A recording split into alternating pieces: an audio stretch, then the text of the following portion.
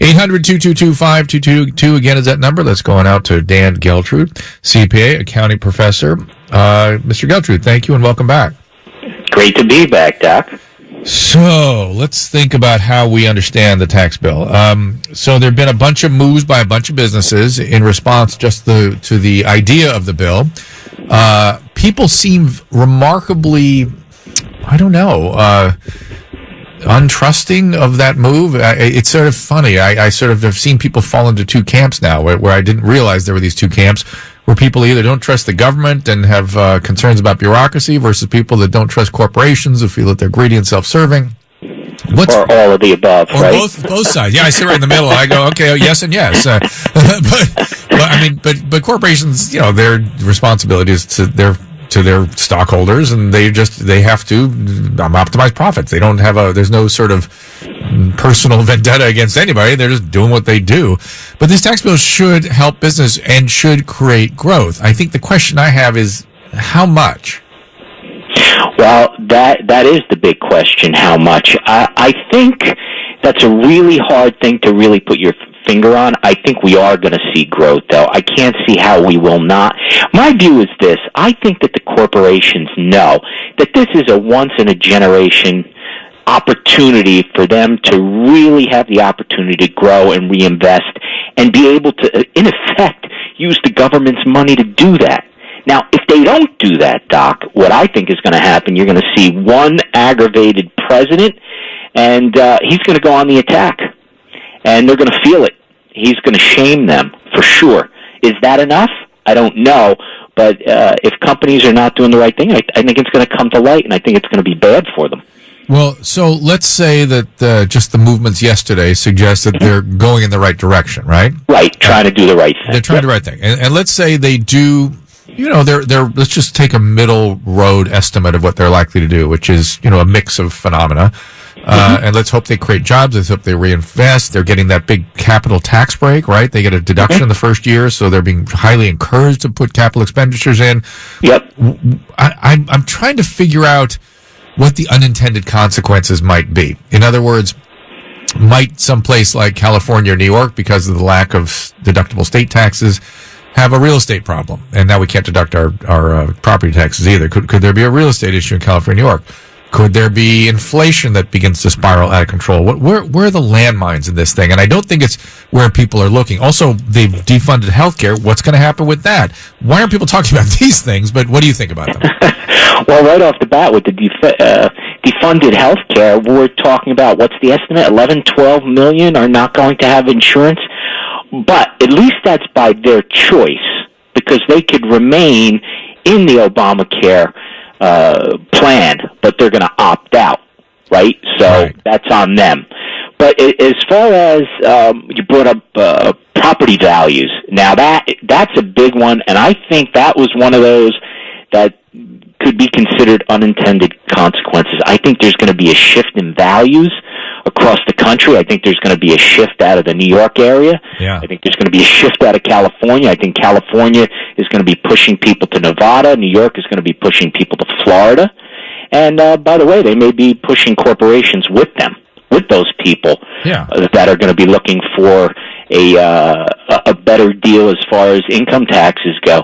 So how could it not impact real estate values? And let's not forget, we're probably going to have rising interest rates, at least that's what the Fed is indicating, to fend off inflation, as you're mentioning. But that might need to step up at an accelerated pitch, right? That might be at quite a rate. We don't really know what that fiscal policy is going to be. So we have this strange thing of us having fiscal and tax policy being used to stimulate the economy, and then the fiscal policy is going to put the brakes on the price, presumably, right? Yes, to cool off the economy, in effect. But this is where I think the rubber hits the road. Mm-hmm. They're counting on growth rates 4% or above to deal with deficit issues, aren't they? Mm-hmm. And so how do they navigate all these things? And where's the sweet spot in terms of not creating hyperinflation, not requiring the Fed to jack up rates highly, not destroying real estate, and not incurring excessive budgetary debts? Yeah, aren't you glad you're not the Fed chair right That's now? the issue, right? Those are the issues, right? Yeah, and to be honest with you, here's the scary part. The Fed chair could take all these things into consideration and what's going to happen with this and that, but I really believe that the Fed chair actually does this based upon feeling, because there is no formula. If it was a true formula and say, okay, let's plug in these numbers, all right, that's the interest rate. That's what we're going to go with. Well, it doesn't work that way. Well, you're an accounting professor, and I remember before Alan Greenspan was the Fed chairman, I visited his office in New York. A friend of mine worked there, and I was looking at the publication that his office put out every week, and it was, strictly speaking, models and formulas about these things. So there's a mathematical basis for their decision making, and way beyond my price, my salary. I mean, what they're doing is, I can't possibly understand. I'm not trained in that, but they're using that as the foundation. And then you say they're going with their gut when the day's done anyway. I think they take all that into consideration, and then it's pin the tail on the donkey. Wow. That's what I think. Well, I'm asking for predictions now in the new year, and I know it's always, I won't hold you to it, but if you had to guess what the growth rate's going to have been as we talk into the end of 2018, where are we likely to have been? I'm going to go out and just, I'm going to say 4%. I think we're going to tear it up. I think we may go beyond. I may think we may go above that. Well, if we go above that, okay, that's where I think we're going to see really rising interest rates. That's why I'm saying 4%, because if it gets higher than that, I think the Fed's going to put the brakes on it. But see, I think they're going to put the brakes. I think one thing I've learned watching the Fed work over my lifetime is they can't control everything. And even anticipating stuff, even when they get stuff in the sweet spots, things always spiral more than they expect. And I don't know. I just don't see them being able to put the brakes on what might happen here. They'll help, but then again, if they put the brakes on to really to where it needs to be to really get their effect, they're going to have many, many other problems in terms of raising rates too high. Oh, absolutely. I mean, how does that then start to impact the national debt? Right. Okay, so more there. That's where I ended up. Yes, that's where I'm ending up with my biggest concern. I think that they have really kicked the can down the road from the standpoint of the debt. Even if they get, let's say they get 5% growth rate. Somebody told me today, even if they get 5% growth rates, you still end up with $1 trillion or multi-trillion-dollar debt burden, right? Is that true, or is that true, or is that bad? It's just pessimistic accounting. It's a good question, but I wouldn't doubt that the way our spending habits go, even with that type of growth, we'll continue to raise up the debt. So let's go with it. We're talking to Dan Geltrude. That is bad news, I must tell you. Dan Geltrude, give me again is it Geltrude.com? Is that where we find you? Yes, Geltrude.com and Twitter handle Dan Geltrude. So to help people understand what the difference is between, say, the growth rate we had this last year. I don't mean 2017, I mean 2016, where we've been sitting for quite some time. The growth rate we've had this year and this 4% number you're bringing up, those sound like small numbers, but help people understand that you said it. You said it's tearing it up. Explain why 4% is tearing it up. Well, if we have in the simplest terms I could put it in, if we have that type of growth, the stock market is going to explode, which is going to create enormous, I'm going to use this term, paper wealth in the United States. Enormous paper wealth. Now, and to be fair, that's going to help a lot of people's retirement funds, right? Yes. If they time the market appropriately. Well, hold on, but that's nobody can do that. If they preserve their gains somehow, right? That's what you're saying, right? Timing the market is impossible. However, you have to balance your age and where you are with where the market is going. So when you get to a point that says, "Hey, listen, based upon where my accounts are right now, I'm in pretty good shape," that's the time to start pulling away. And you can't say, "Oh, the market is still growing," because at some point there will be a major correction. Yeah. No one knows when that'll be. That's right. But my point is this: Since Donald Trump's election, I believe we have created somewhere between $5 and $6 trillion of new wealth, based upon the surge of the stock market. And that is based upon the last 2 quarters being around 3% GDP. So we haven't even had that the entire time. If we juice up this economy to 4 or 5%, you're talking about those types of numbers doubling, which means everybody in the market is going to be a lot wealthier than they are right now on paper. Yeah, and that will make people feel better, and that will cause people to spend more money theoretically, which will add further to that growth, correct? Yes, yeah. And that is the cycle, and that right there is classic Reaganomics. It's based upon optimism and the trickle down from there. Now, he got things up to, 6 or 7%, right? Yes, he did. Yeah. He did. And if you remember, our rates went up to 18% or something crazy like that to try to control inflation. That was a little bit before that, but the rates were around 10%. Yes, double digits. And I think that's the conundrum we're backing into, is that they can't do that with our debt burden the way it is. No, we can't. Yeah. And hence why it's going to be kind of driving with one foot on the gas and one foot on the brake. Are you optimistic? I mean, you're an expert in this. You're a accounting professor. First of all, are you optimistic? Yes, I am. Okay. I am optimistic. If this was the right thing to do, why haven't we done it sooner? That's a great question, because you have so many people in Washington who are ideologues, and they just believe trickle down works, trickle down doesn't work. And right now, up to this point, you've had Democratic control in effect for the last 10 years now, because you haven't had the Republicans with all three branches of government. Why? Given that trickle down has a kind of nefarious history, why don't we change the rhetoric to sort of float every boat? You know what I mean? Let's just raise all boats. Let's get everybody improved. Let's do what's good for all. But then when you say that, the rhetoric that comes out of Washington is no, the underclass is going to bear the burden of this. How does somebody argue against that?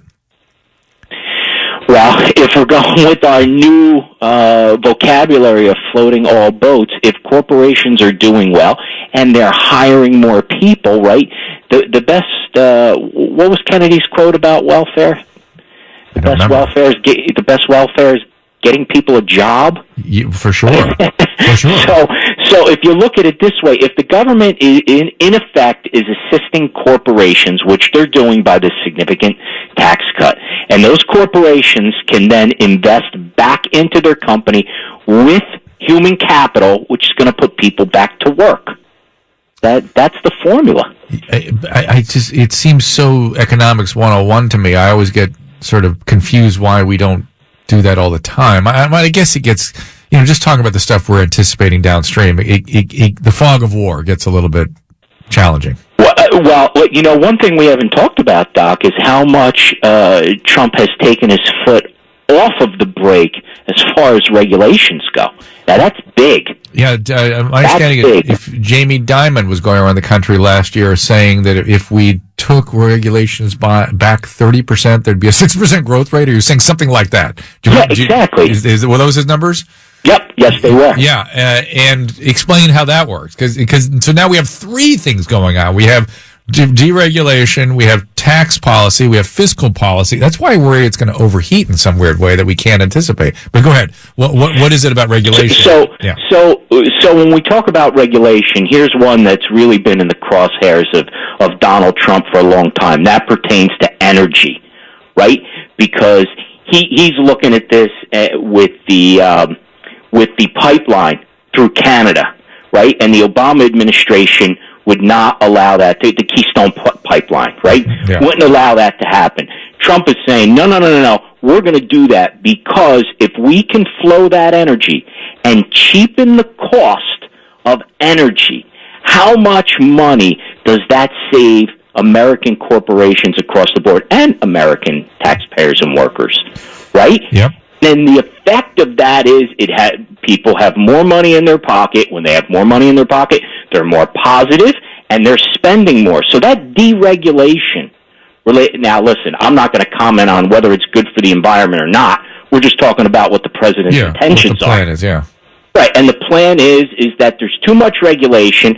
We're not hurting the environment, and all we're doing is taking away our economic power around the world. So if we don't have to be reliant upon foreign energy and using fracking as another method of cheapening the cost of energy, our economy is really going to take off. And that's Trump's position. All right, it's going to be an interesting time. I'm saying more than 4%, and I do understand that 4% is a major change. Here's somebody that wants to sort of take this on. Let's give her a chance to do so. This is Teresa. Go ahead, Teresa. I'm talking in general terms, so don't ask me for specifics, okay? Yeah. Just to let you know that. But I listen to a lot of different shows. Your show your station every day. It's well known, and I work for big companies. Yeah. But as soon as they get any kind of a tax break or anything, they don't go all this and go, I think we'll hire more people and give everybody raises. They keep the money, they reinvest it. Teresa, several 100,000 people and tens of thousands of jobs were created yesterday, whether it was a PR move or not. Yeah, and that's they did temporary, and you know it. That's a temporary thing. Hold on. Okay, so Dan, answer that. Is it temporary? Why would it not be temporary? No, I don't think it's temporary because we have never, ever had corporate tax rates this low. This is new territory for us. We don't have Did you have to read David Lazarus' article today in the Times? He was he was talking about drug costs today in the Times. Well, that was one of the things, yeah, and that's another thing. If they really cared, wanted to do something, they would have done something. They would have also given money to help the people that need it in California, Puerto Rico, the children. They didn't do any of the things that really show that care. All they did was give all of their buddies tax breaks, and you know it. And you're just mouthpieces of the right. That's all you are. No, I'm not. I know I'm not getting a tax break. I'm getting a tax burden, significant burden in this. Neither am I. Why are they not helping the people that, like the fire victims, the people in Puerto Rico, the children? Why have they not go ahead and pass those along with the other law? I suspect. I'm sorry, Teresa, I got to take a break here, but I suspect is that the federal government's job to do that? Some of the stuff, this is the state issue. No, am I wrong, Dan?